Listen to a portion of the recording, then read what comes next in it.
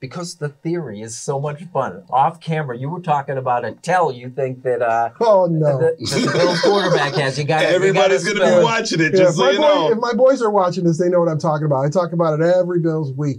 When I see Josh come out of the huddle just before the game start, just before the game, I look at his face, and if he's got big eyes. And he's kind of looks a little spaced out. I don't know if it's from smelling salts or what the heck it's from, but when he's got his big eyes, I think Buffalo and he are in for a long day. Well, you not think you said this works every week. 100% of the time. 100% of the time. So keep an eye on that. Like it or not, the Tommy DeVito experience, is it over? It's over, and it had its run. So let me go back from the beginning of this moment when Tommy DeVito came in the middle of the game, everybody was kind of, let him throw the ball. Well, he didn't get all the reps, and I understand that he wasn't a number one at the time. Tyrod Taylor got hurt. Then he comes in, plays, wins a game, wins another game, wins another game, wins a couple other games. And so at this particular point, he's a New Jersey guy. You're not going to bench this guy and insult all the people from New York, New Jersey, in which they root for this guy, the hometown kid, to be the starting quarterback. So you write him out. He's giving you wins. He's performing the best he can. And then he ran across a very tough Saints team.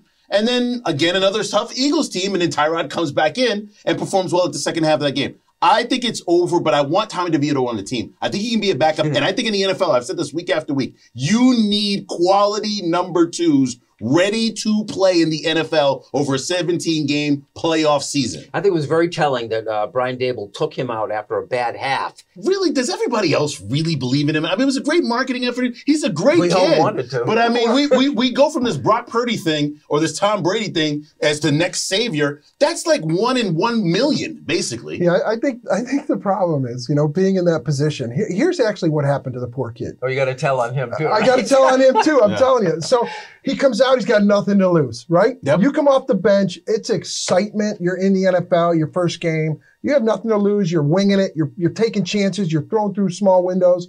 And then, hey, guess what? I'm going to start next week.